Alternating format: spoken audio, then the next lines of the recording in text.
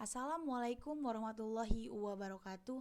Perkenalkan, nama saya Aziza, NIRAM saya 2019-020954 dari kelas 5 SIA 3. Pertama-tama saya akan menampilkan kartu ujian saya terlebih dahulu.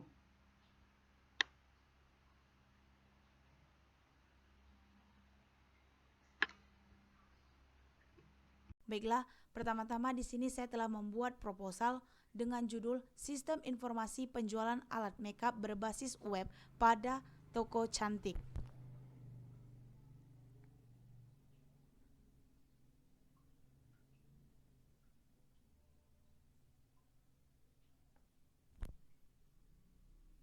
Baiklah, bab pertama pendahuluan, latar belakang. Internet adalah istilah yang tidak asing lagi, di mana jaringan ini berkembang begitu pesat.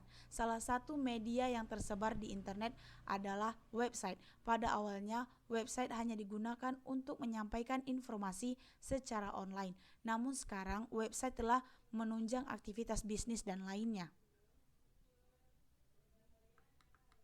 Banyak sekali kegiatan yang dapat dikerjakan dengan bantuan media komputer dan aplikasi internet. Salah satu dari fungsi internet yang menjadi fokus penelitian ini adalah kemampuannya untuk melakukan kegiatan pemasaran secara online bagi siapa saja yang membutuhkannya dan terhubung dengan media internet tersebut.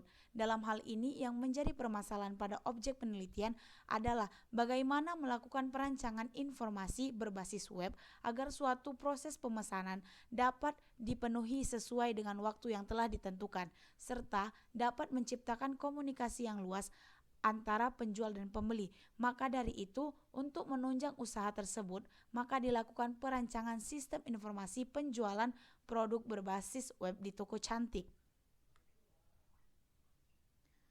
Adapun rumusan masalah, yaitu dari latar belakang tersebut dapat dirumuskan suatu masalah, yaitu bagaimana membuat website penjualan alat makeup berbasis web untuk proses bisnis toko cantik. Tujuan penelitian yaitu membuat sistem berbasis web pada toko cantik untuk menampilkan informasi produk, konsumen, pemesanan hingga dapat meningkatkan jumlah penjualan pada produk dan mempermudah masyarakat untuk mengakses informasi mengenai toko cantik dengan aplikasi tersebut. Baiklah, manfaat penelitian yaitu menerapkan sistem teknologi informasi secara lebih efisien dan efektif, dapat menjadi solusi bisnis yang bisa berguna dalam pengolahan data transaksi secara lebih baik, memberikan kemudahan bagi konsumen dalam mendapatkan informasi tanpa harus langsung datang ke toko cantik. Bab yang kedua, landasan teori, yaitu konsep dasar sistem dan informasi, pengertian sistem, karakter sistem, pengertian informasi, kualitas informasi, komponen sistem informasi, teori analisa dan perancangan sistem, pengertian analisa sistem, fungsi analisa sistem, perancangan sistem, tujuan perancangan sistem, konsep basis data, pengertian basis data, komponen dasar sistem basis data, konsep dasar internet, pengertian internet, dan juga perangkat lunak yang digunakan yaitu XAMPP, Apache, PHP MyAdmin, MySQL, PHP, Macromedia, Adobe Photoshop. Baiklah, bab yang ketiga, metode penelitian, yaitu tahapan penelitian. Dalam perancangan sistem ini, penulis menggunakan metode waterfall. Adapun tahapan penelitian yang digunakan sebagai berikut. 1. Metode observasi. 2. Metode wawancara.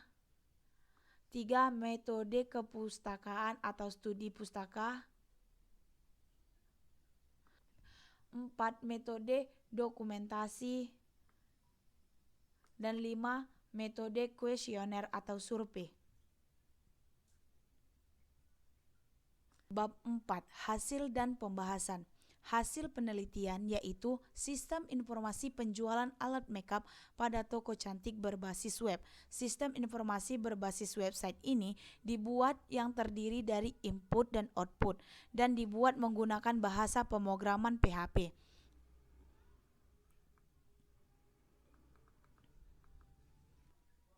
Analisis sistem merupakan tahapan kritis dan penting karena kesalahan di tahap ini menyebabkan kesalahan lain pada tahap selanjutnya.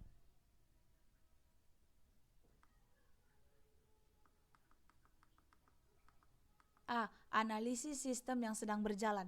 Analisis sistem merupakan gambaran tentang sistem informasi penjualan yang saat ini berjalan pada toko cantik. Saat ini masih dilakukan secara manual atau belum terkomputerisasi seperti pada sistem pencatatan transaksi penjualan yang meliputi data penjualan dan data barang. Kemudian, bagi pemilik toko sendiri untuk proses pengecekan data, stok barang yang tersedia pun masih secara manual, yaitu dengan mengecek langsung secara satu persatu pada barang yang ada, dan data pencatatan itu masih ditulis dalam buku besar untuk penyimpanannya. B. Analisis kelemahan sistem yang berjalan. Berdasarkan informasi yang didapat bahwa analisis kelemahan sistem yang berjalan saat ini pada toko cantik sebenarnya hampir sama dengan hasil analisis sistem yang berjalan di dalam toko cantik. Saat ini masih dilakukan secara manual dan belum terkomputerisasi.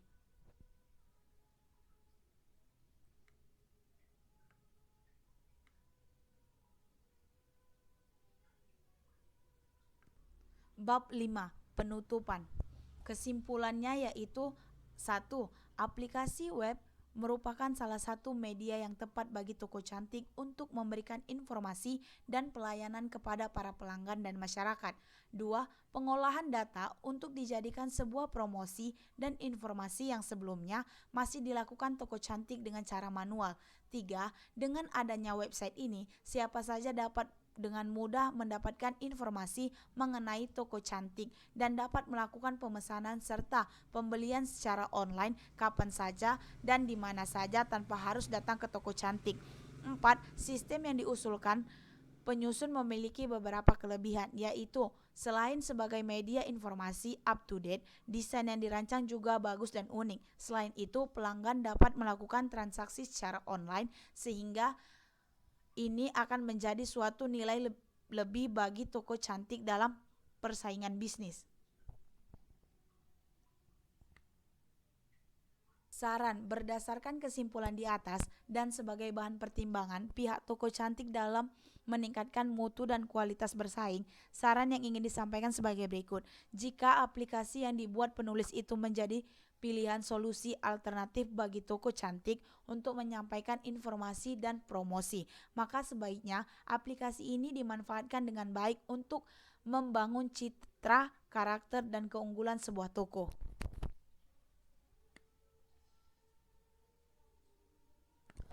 Baiklah, berikut daftar pustakanya.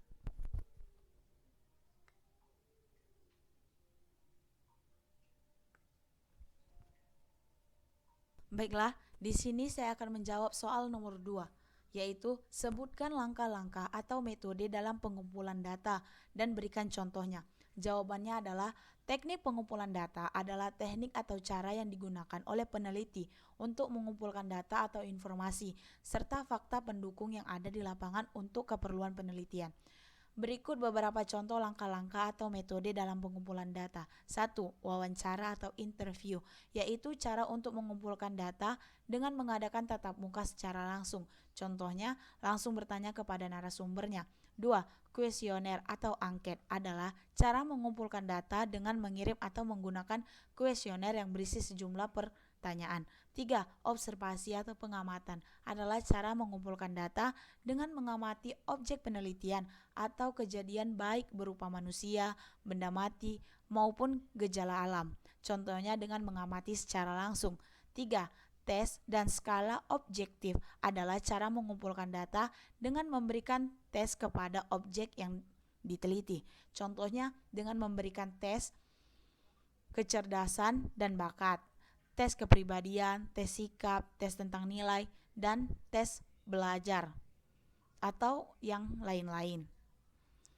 Yang kelima, metode proyektif adalah cara mengumpulkan data dengan mengamati atau menganalisis suatu objek melalui ekspresi luar dari objek tersebut dalam bentuk karya lukisan atau tulisan.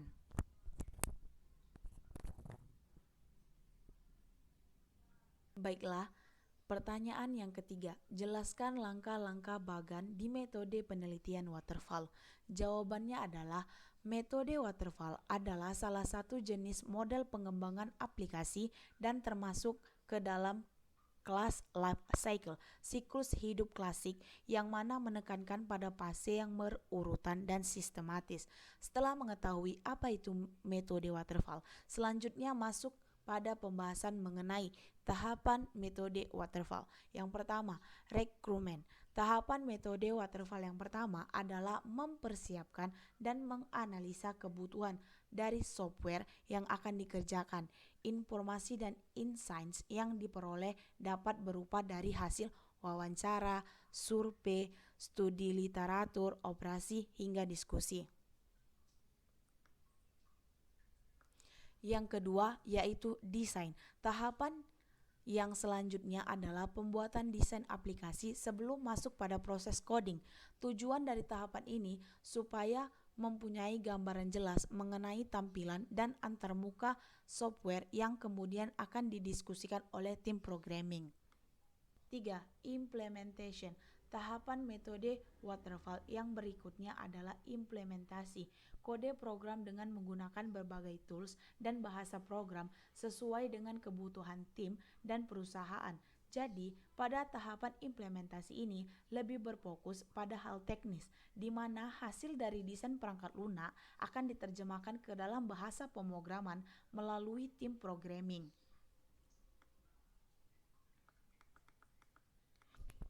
4. Integration atau testing. Tahapan yang keempat masuk dalam proses integrasi dan pengujian sistem. Pada tahapan ini akan dilakukan penggabungan modul yang sudah dibuat pada tahapan sebelumnya.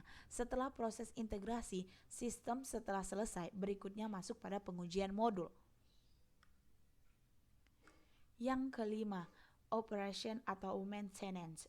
Tahapan metode waterfall yang terakhir adalah mengoperasikan dan memperbaiki dari aplikasi setelah dilakukan pengujian sistem, maka akan masuk pada tahapan proses dan pemakaian perangkat lunak oleh pengguna atau user.